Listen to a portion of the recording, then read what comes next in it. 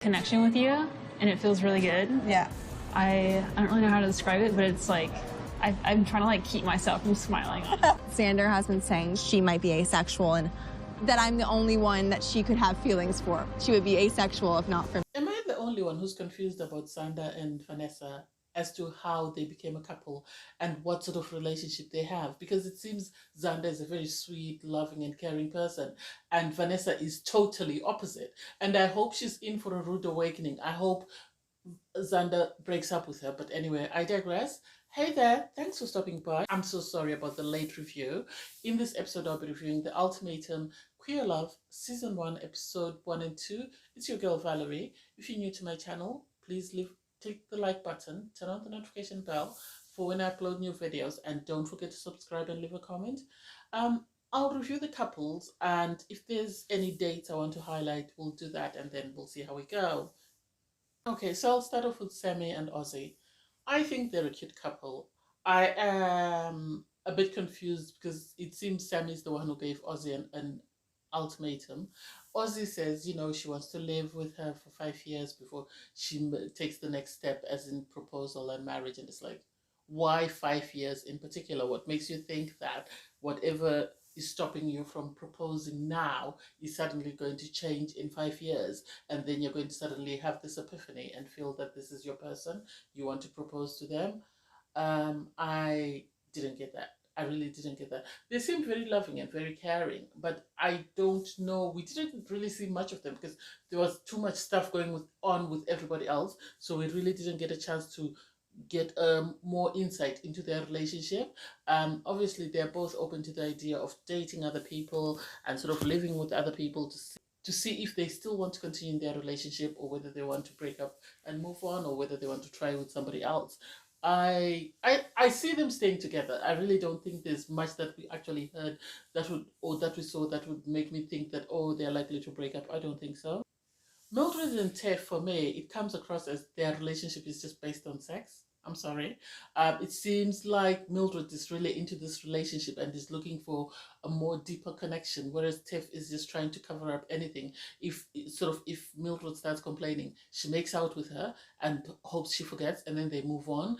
That's the impression that I got. It didn't seem like there was sort of any sort of foundation to their relationship, because even the night before they were going to break up, all they did was make out. All they did was make out. Even when they had mixes and Mildred was spiraling, all Tiff did was, because Mildred was complaining that, you know, I've been talking to other people and they've gone a lot deeper and I've realized this is what I want. And the next thing, Tiff is kissing her, and she actually said, this is what Tiff does. She just kisses me, we make out or we make love, and that's it, and we never resolve anything. So I think their relationship is in trouble. I think it's in trouble. I really loved Mal and Yolo. I think, well, Yolo, I think, yeah, she comes across as caring and very compassionate and empathetic because of the way she was trying to sort of support Sander. But I think Mal is beautiful. I think she's beautiful.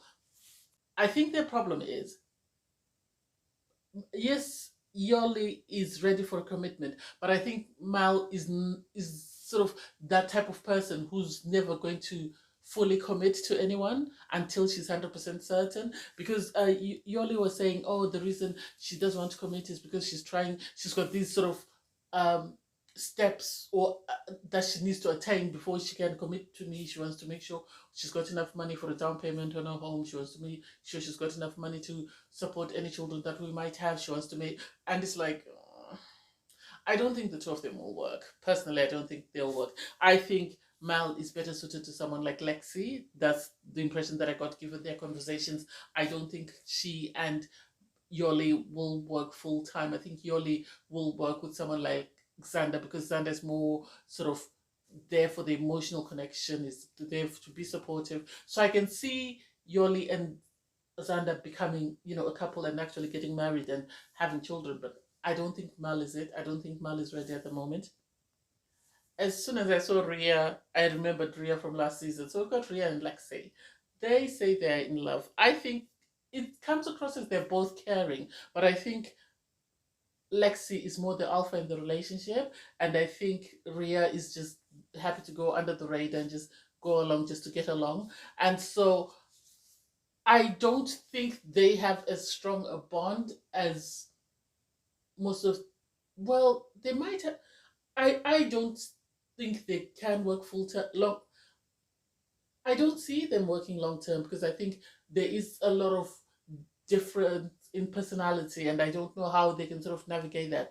I saw Lexi's conversations with Mal. I think Mal is more her type because Mal is sort of an alpha, and I think she'd be able to sort of help, sort of not tame, but sort of help Lexi sort of manage her emotions and sort of bring the best out of Lexi. That's the impression that I got.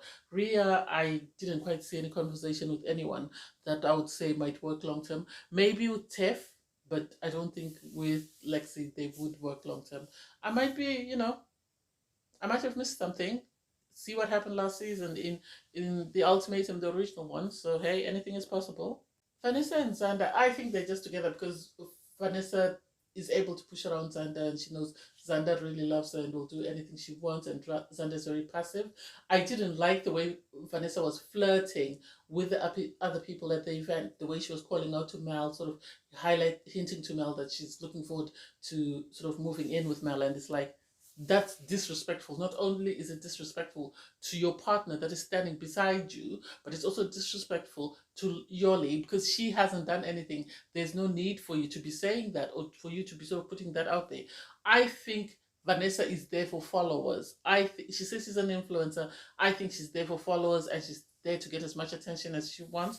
I don't think she's actually in a relationship with Xander. If she is in a relationship with Xander, I think she's just dragging Xander along just for the drama, and she's not really committed to that relationship. She says she's polyamorous, so she will date anyone.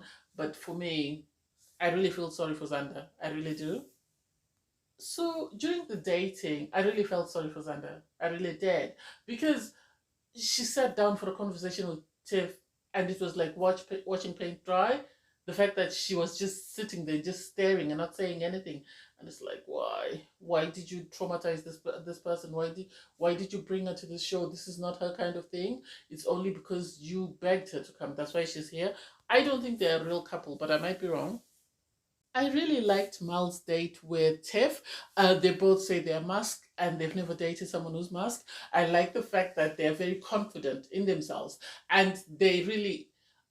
I don't see them dating or I don't see them getting married because they're two alphas, so they would be butting heads all the time. But one thing I like about them is they don't like the same girl, so it's not like they're going to be having a lot of drama or a lot of beef fighting over the same lady. I know Tiff did have a conversation with Yoli, who is Mal's current ex, and she sort of seemed interested, but I think Tiff was just trying to fill the waters, and I really didn't see her establish a connection with anyone because she kept moving from one person to the other, and I think her attention was more focused on what her partner that she came in with was doing. I know she did have a conversation with Lexi, but Lexi didn't really seem interested. I liked Lexi's conversations with Mal. I think they could be a very successful couple. I think they balance each other out in the sense that because Mal is very smooth and very calm, she's able to sort of allow Lexi to sort of calm down and sort of be the best version of herself. So I like them as a couple. I think Mal and Lexi, if I were to sort of match people up, I would definitely match them after the dates that they went on. And then Vanessa. Vanessa, I think, saw season 1 of the Ultimatum. And so she went around flirting with everybody. That way she was guaranteed that somebody would pick her at the end of the day. She didn't want to be that person that wasn't picked. That's the impression that I got because of the way she was picked. She was sort of flirting with everybody and telling them what she felt they wanted to hear. I did see her sit down with Aussie, but Aussie maybe was too calm for her, so that's why she didn't like her. So she sort of focused in on Mal. She focused in on Lexi, and then focused in on Ria, who's Lexi's partner. I think she did that just because during their date with Lexi, they had a disagreement in the sense that I think Vanessa's problem is she was playing a character. That's the impression that I got. The way she was flirting with everybody and sort of trying to mark her territory on everybody else and make it impossible for anybody else to sort of make a pass at the person that she was speaking to. But then she went on this date with Lexi, which was their final date, and her mask sort of slipped in the sense that she made it sort of seem like there's the reason why they're there is for her to explore. Xander gave her an ultimatum, so they're there for her to explore to see if she can find something else. If she finds something else, amazing. If she doesn't, that's it. But Xander is not going to pursue anything with anybody else, and she's happy with that. And she was asked, "How do you know Xander won't pursue anything with anybody else? What if she finds someone?" And she went, "Well, she's always told me that she only likes me and only me alone, so I don't see her with anybody else." And it's like, okay, if you say so. And I think this is when, and besides I'm very beautiful, I think this is when sort of Lexi caught on that Vanessa is not there for the right reasons. She's just there to just be on TV and not because she's actually wanting to follow through the process. I'm surprised the producers didn't pull her out, but then I think they loved her for that. I think they thought she would bring the drama to the show, so that's why they were going to keep her. I liked though how Lexi was quick to run to Ria and sort of say to her, be careful of Vanessa. I know you like Vanessa. I know you feel you've got a connection with her, but she's not here for the right reasons. I think that's a double-edged sword in the sense that I think the way Ria received it was that Lexi was being jealous, and so she was trying to sort of stop her from seeing anyone else or having anything to do with anyone else, not realizing that this is who Vanessa is. Vanessa has sadly let people see that she's actually there not for the right reasons, but she's there to play games. And this was evident when it was time to make the choice, because people started speaking up and sort of talking about how bad Vanessa was. And I hope Ria doesn't just settle for Vanessa, because Vanessa is totally different from Lexi, and it would be sad for her to waste her time with someone who's really not that into her. I also liked Yoli's conversations with Xander. You could see the spark there. You could speak. I can actually see two couples coming from this show. So I can see people that came into the show with someone actually leaving the person they came in with and matching with somebody else, because Yoli and Xander have a lot in common. They both want to get married. They both want to have a family. They're both people that are very into sort of digging deeper and getting to know their partner. So I understand why they would like one another, and I understand why they would be drawn to one another and want to sort of be coupled up together. And I was happy that when it came to the choice, they chose to be a couple. Although at the end, I think Vanessa got into her feelings and tried to sort of play up, because she didn't realize that Xander had actually formed a strong connection with Yoli, and I think this is why she started crying and started playing victim at the table when people started talking about how bad she was and how she wasn't there for the right reasons. So I don't know. We'll see what happens in the next episode when they continue sort of choosing one another, and we'll see who ends up sadly with Vanessa. It's surprising how the right person can bring out the best out of you, is more or less what I'm going to say. Because Sammy had a conversation with Tiff, and I was complaining that Tiff seems very superficial in her relationship.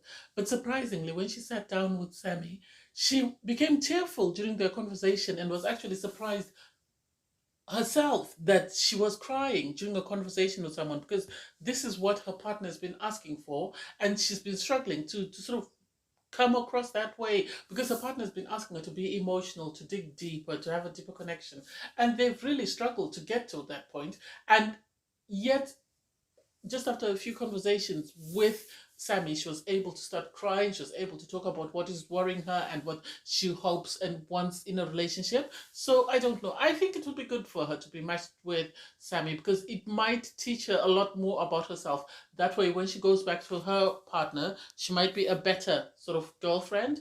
That's the impression that I get. Anyway, so everybody meets up for the choice. They all sit down, and you can see there's a lot of tension, especially between Lexi and Vanessa. Vanessa is very worried because Vanessa, I think, thought she had the upper hand, and then people started just spreading the news that Vanessa is not here for the right reasons. When they sit down, Xander is given the ability to be the first choice. I think they thought, let's do that and just get it out of the way, because had they put Vanessa first, then it would have been a problem.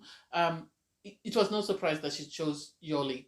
They had a great connection. Yoli was very, I think she's the only person sort of Xander opened up to and was able to communicate what was going on with her, what she hopes for in a relationship, the problems she was having in a current relationship. So I wasn't surprised when they chose each other. But then as soon as that happened, Vanessa started crying, and I think in her mind, she didn't see Xander creating a bond with anybody and realizing that Xander had actually created a bond with someone and was most likely going to move on. She started to play up, and everybody had to call her out to say, "You're not here for the right reasons. We all care about Xander. You need to sit down and keep quiet and allow Xander to sort of go through the process because this is what the two of you came here for. So give her the opportunity to pursue something with somebody else and see if that works better for her or whether she still wants to be with you." I don't know. We'll see how that plays out because we're still in the middle of the choice. Anyway, thanks guys for watching. Please don't forget to like, share, comment, and subscribe. Bye everyone.